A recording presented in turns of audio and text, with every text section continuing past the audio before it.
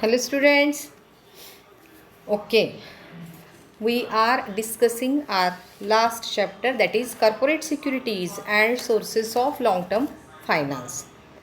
Uh, I divided this unit into two parts. First part we already discussed, that is own capital. Corporate securities divided into two parts, that is uh, own capital and borrowed capital. We already discussed own capital. In own capital we discuss about the equity shares and preference shares. Now this is the second part, which is related with the borrowed capital. It is also known as creditorship securities. So in this lecture we will discuss about the borrowed capital. So borrowed capital is also divided into two parts, that is long term borrowing and short term borrowing. In long term borrowing, we will discuss about the issue of debentures, deposits from public, bank loan, loan from IT, loan from government. And in short term financing, we already discussed in last chapter, that is cash credit, bank overdrafts, trade credits, loans from banks, public deposits, and discounting of bill of exchange. So in this lecture or in this chapter we will discuss about the long term borrowing only. And in long term borrowing, first we will discuss about the issue of debentures. Okay, let us start. This is the intro. So you all know that a company cannot live on its funds all the time. It has depend on borrowing from outside. स्वतःच्याच पैशावरती company चालू शकत नाही. कंपनीला उधारीवरती business करावा लागतो. काही capital borrowed करावंच लागतं. आता बॉरोड कॅपिटलचा अर्थ काय? What is the meaning of borrowed capital? Borrowed capital means the capital which is required to return after certain period of time. Own capital काय असतं? हे परत करावं लागत नाही आपल्याला. पण बॉरोड कॅपिटल मात्र काय आहे की एका स्पेसिफिक पिरियड नंतर मात्र आपल्याला ते रिटर्न करावं लागतं. सो इट इन्क्लूड और it consist of the amount raised by way of loans और credit. Borrowed capital is also known as creditorship securities.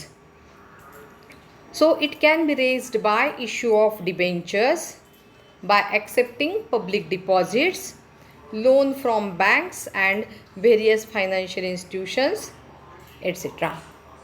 So you have to pay, or an organization have to pay a fixed rate of interest on borrowed capital. Borrowed कॅपिटलवरती तुम्हाला fix रेटने interest द्यावंच लागतो. So borrowed capital is not a permanent capital because it is available for a specific period of time and it must pay or repay at the end of specific period according to the terms and conditions of loan agreement. Loan ॲग्रीमेंटमध्ये ज्या काही terms conditions आपण टाकलेल्या आहेत किंवा त्या financial इन्स्टिट्यूशनने टाकलेल्या आहेत, बँकेने टाकलेल्या आहेत, पब्लिकने टाकलेल्या आहेत, त्या फुलफिल करून आपल्याला ते लोन रिटर्न करावं लागतं. आणि हे एक लक्षात ठेवायचं महत्त्वाचं की borrowed capital does not affect the owner's control over management. का बरं? वाय? मॅनेजमेंटवरती कंट्रोल का करत नाही borrowed capital? Because they have no voting right. त्यांना कुठल्याही प्रकारचा वोटिंग राईट नसतो. कोणत्याही रिझोल्युशनवरती, कोणत्याही मिटिंगमध्ये त्यांना बोलवलं जात नाही आणि they do not interfere in the working of the organisation. ते आपल्या ऑर्गनायझेशनच्या कामात कुठल्याही प्रकारचा इंटरफिअरन्स करत नाहीत. समजलं? बरं, आता हे जे आहे बॉरोड कॅपिटल, मी मगाशी सांगितलं तुम्हाला की दोन पार्टमध्ये डिवाईड केले, लाँग टर्म बॉरोइंग आणि शॉर्ट टर्म बॉरोइंग. आता लाँग टर्म बॉरोइंगमधला जो फर्स्ट आहे तुम्हाला दिसत असेल पी पी टीमध्ये इथे की issue of debenture. Let us discuss about the debentures. काय आहे debentures? So it is an instrument in writing issued by a company under its common seal. काय असतं? It is a written document. काय असतं त्याच्यावरती? कंपनीचं कॉमन सील असतं. Acknowledging its indebtedness for a certain sum of money. किती पैसे कंपनीला त्यांनी दिलेले आहेत ते त्याच्यावरती मेन्शन केलेलं असतं. And undertaking to repay it on or after a fix future date. आणि ते तुम्ही किती तारखेला परत करणार आहात ती स्पेसिफिक डेट त्याच्यामध्ये काय केलेली असते, मेन्शन केलेली असते. अंडरटेकिंग असतं हे कंपनीचं, हे लक्षात ठेवायचं. ओके, बरं. काय आहे हे? The word debenture is derived from the Latin word debere which means to owe. So it is an instrument in writing. Debenture includes debenture stock. आता शेअर स्टॉकचं पण आपण लास्ट लेक्चरला डिस्कस केलेलं आहे. सेम वे डिबेंचरचे पण काय असतात, स्टॉक असतात. म्हणजे फुल्ली पेडचे बंडल ऑफ हे एक इन्स्ट्रुमेंट आहे डिबेंचर स्टॉक और bonds. Company weather constituting A charge on the assets of the company or not. Debenture काही वेळेस काय असतात की कंपनीच्या ॲसेट्स त्याला सिक्युरिटी म्हणून दिलेल्या असतात or not.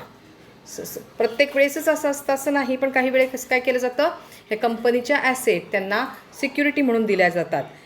So debenture being a form of loan. काय आहे debenture? It is a one type of loan. Interest is payable on the same at certain rate per annum at stated intervals. तुम्ही बघितलं 7%, 8%, 10%चे debentures असतात.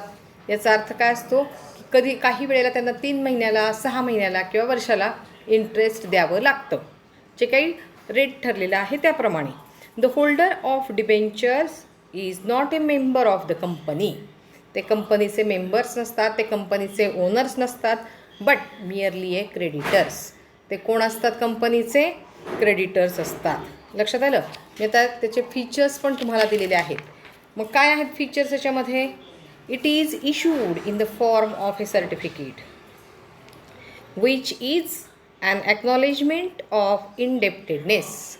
हे certificate आहे की company तुम्हाला एका ठराविक काळानंतर तुमची पूर्ण रक्कम परत करणार आहे विथ इंटरेस्ट और काय आहे की regular interval of interest. Then second, they are the creditors of the company. आता मी तुम्हाला सांगितलं की काय आहे की they are not the owner of the company, म्हणजेच ते काय आहेत? क्रेडिटर्स आहेत. So it is issued under company's seal. हे रिटन डॉक्युमेंट आहे आणि त्या डॉक्युमेंटवरती काय असतं? कंपनीचं सील असतं. So it is one of the series issued by number of lenders. एकच डिबेंचर होल्डर असतो का? नाही, नंबर ऑफ डिबेंचर होल्डर्स असतात आणि त्यांची सेरीज असते. ठीक आहे, पण काही वेळेस काय आहे, but a single debenture may be issued by the company. काही वेळेस एकच डिबेंचर असू शकतो 1 कोटी रुपयाचा, 10 लाख रुपयाचा. ओके, बरं. The rate of interest payable on debenture is fixed. कंपनीला प्रॉफिट हो अथवा लॉस काय आहे? Rate of interest is fixed. Then a debenture holder does not have any right to vote on the company's meeting. तुम्हाला मी सांगितलं त्यांना attend राहायचाच हक्क नसतो, त्यांना वोटिंगचा राईट नसतो. It may be issued at par. Cost of कॅपिटलमध्ये आपण सॉल्व केलेलं आहे, केलं आहे ना? Cost of debentures at par, at premium, at discount, वेगवेगळे फॉर्म्युले होते आणि आपण तेव्हा पण मी तुम्हाला समजून सांगितलं होतं की ॲट पार म्हणजे काय? 100 रुपीजचा 100 रुपीजलाच डिबेंचर दिला तर काय झालं? ॲट पार.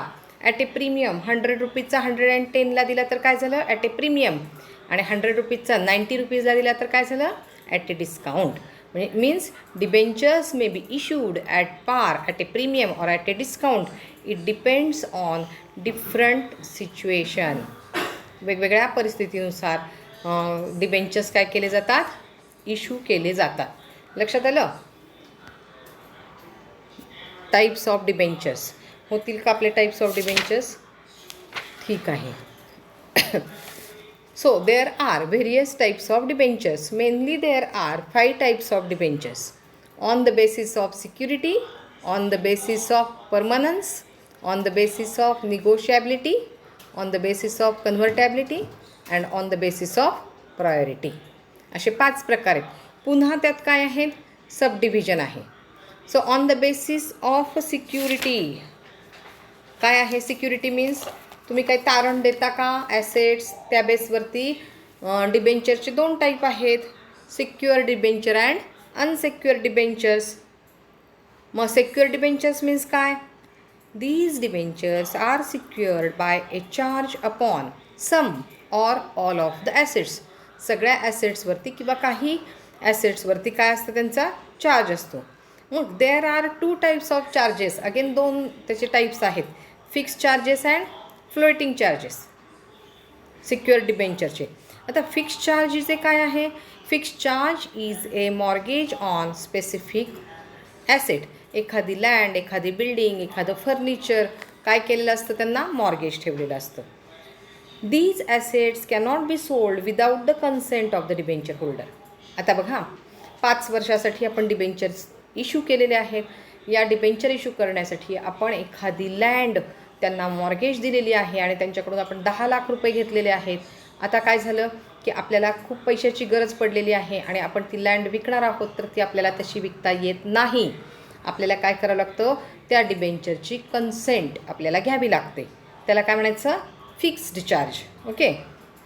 The sale proceed of these are utilised first for repaying debentures. मग काय होतं लिक्विडेशनच्या वेळी की पैसे नसतात आणि लिक्विडेशन तर करावं लागतं आणि मग अशा वेळी ती ॲसेट विकून आलेल्या पैसे पहिल्यांदा या डिबेंचर होल्डर्सना द्यायचे आणि राहिलेले पैसे मग बाकीच्यांना द्यायचे. म्हणजे काय झालं? Fix charge. Fix charge and floating charge असे 2 टाईप त्याच्यामध्ये आहेत. देन सेकंड काय आहे टाईप? Unsecured or naked. त्याला दुसरं नाव आहे नेकेड. म्हणजे कुठल्याही प्रकारची ॲसेट त्याला तारण म्हणून दिलेली नाही, सिक्युरिटी म्हणून दिलेली नाही. These debentures are not secured by any charge upon any asset. A company merely promises to pay interest on due dates and repay the amount due on maturity date. जी काय मॅच्युरिटी डेट असेल त्या दिवशी त्यांचे debentures त्यांना काय केले जातात? परत केले जातात. These type of debentures are very risky. Obviously काय झालं, कंपनीचं दिवाळखोरीत निघाली, लिक्विडेशनमध्ये गेली, तर ह्या डिबेंचर्स होल्डरला काहीही पैसे मिळत नाहीत. म्हणजेच काय आहे? रिस्की डिबेंचर्स आहेत. ओके. देन सेकंड टाईप आहे परमनन्स. कायमस्वरूपी. त्याच्यात रिडीमेबल अँड इरिडीमेबल. आता रिडीमेबल मीन्स काय? Which we have to redeem after certain period of time. The debentures, बघा मी पुन्हा एकदा सांगते, the debentures which are repayable on the expiry of a certain period are called redeemable debentures. ठराविक पिरियडनंतर 5 वर्ष, 7 वर्ष, 3 वर्ष जे काही असतील त्या पिरियडनंतर त्यांना ते परत करावे लागतात. आता सेकंड आहे इरिडीमेबल, व्हाईस वर्सा. म्हणजे काय आहे की when there is no period fixed for repayment of principal amount.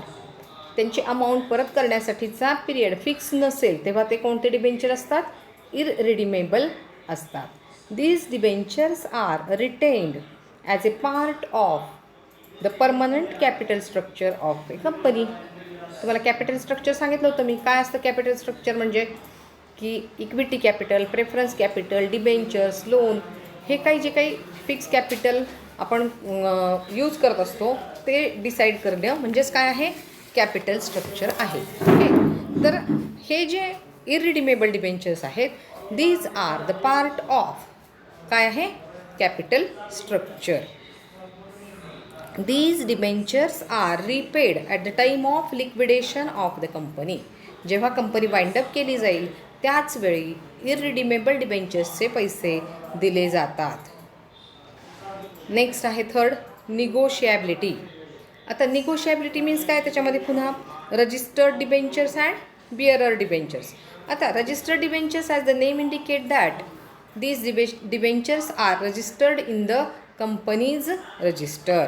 कंपनीच्या रजिस्टरमध्ये त्यांची नोंद ठेवली जाते, त्यांची नावं त्या रजिस्टरमध्ये लिहिली जातात. The transfer of such debentures requires registration with the company. आणि ज्यांच्या नावावरती ते डिबेंचर्स आहेत त्यांनाच त्याचं इंटरेस्ट आणि प्रिन्सिपल अमाऊंट मिळत असते. Okay. Then bearer debentures. The debentures which are payable to the bearer, म्हणजे ज्याच्या नावावर आहे त्यालाच, are called bearer debentures. Bearer cheque माहिती की नाही तुम्हाला? Same way bearer debentures. They are treated as negotiable instruments and transferable by mere delivery. काय आहे की नुसती डिलिव्हरी केली तरी काय होतं, ते त्यांच्या नावावरती होतात. Registration of such transfer with the company is not necessary. कंपनीच्या रजिस्टरमध्ये त्यांची कुठल्याही प्रकारची नोंद नसते. त्याला काय म्हणायचं, बिअरर डिबेंचर्स. आता नेक्स्ट आहे convertibility. On the basis of convertibility. Convert म्हणजे चेंज करणे. त्यात फर्स्ट आहे कन्व्हर्टिबल डिबेंचर्स आणि नेक्स्ट आहे नॉन कन्व्हर्टिबल डिबेंचर्स. आता कन्व्हर्टिबल मीन्स काय आहे, these debentures are or will be converted into equity shares. आपल्याला जर इच्छा असेल, आपल्या कंपनीने जर इक्विटी शेअर्स इश्यू केले असतील तर, आणि जर डिबेंचर होल्डर्सची इच्छा असेल तर ते काय करू शकतात, आपले डिबेंचरची अमाऊंट इक्विटी शेअर्समध्ये कन्व्हर्ट करू शकतात. These debentures may fully or partly convertible. आता एखाद्याकडे काय आहे, 10 लाखाचे डिबेंचर आहेत आणि त्याला 5 लाखाचेच इक्विटी शेअर्समध्ये कन्व्हर्ट करायचे आहेत, तर तो तसं करू शकतो. These debentures holder get a chance to become a share holders of the company. हे या लोकांना कंपनीचे शेअर होल्डर बनण्याचा चान्स असतो. मार्केटची कंडिशन बघतात, शेअर्सच्या प्राइसेस बघतात. शेअर्स इश्यू केलेले असतील तर चला आपण काय करूया की डिबेंचर होल्डर्सऐवजी आपण काय होऊया, यांचे मालकच होऊया, असा जर विचार केला तर त्यांना काय करता येतं, ते कन्व्हर्ट करता येतं. कोणत्या प्रकारच्या, कन्व्हर्टिबल डिबेंचर होल्डर्सला. आणि सेकंड काय आहे, vice versa, non convertible debentures. These are the debentures which cannot be converted into shares in future. भविष्यामध्ये ते आपल्या डिबेंचरचं कन्व्हर्जन करू शकत नाहीत. नेक्स्ट आहे on the basis of priority. मग आता प्रायोरिटीमध्ये काय आहे की फर्स्ट मॉर्गेज डिबेंचर आणि सेकंड मॉर्गेज डिबेंचर म्हणजे काय, तारण दिलेलं असतं. आता समजा काय आहे, लँड आहे. लँड आपण काय केली आहे, एकदा तारण ठेवलेली आहे डिबेंचर होल्डरकडून, आणि परत दुसऱ्यांदा पण काय आहे, दुसऱ्या डिबेंचरकडे पण आपण काय करतो, ती तारण ठेवतो. म्हणजे these debentures are payable first out of the property charge. ज्यांना फर्स्ट मॉर्गेज केलेलं आहे, फर्स्ट सिक्युरिटी दिलेली आहे, त्यांना पहिल्यांदा त्याचे पैसे मिळतात. आणि सेकंड टाईम ज्यांच्याकडे, सेकंड टाईमसाठी ज्यांना मॉर्गेज केलेली आहे त्यांना पैसे उरले तर त्याचे पैसे मिळतात डिबेंचर्सचे. लक्षात आलं, फर्स्ट मॉर्गेज डिबेंचर आणि सेकंड मॉर्गेज डिबेंचर. ओके, समजलं? ठीक आहे. व्हिडिओ खूप मोठा झाला. खरं तर मला ही प्रोसिजर पण घ्यायची होती, म्हणजे हा इथे संपला असतं, पण एवढा व्हिडिओ अपलोड होत नाही म्हणून मी इथे थांबते. Bye bye.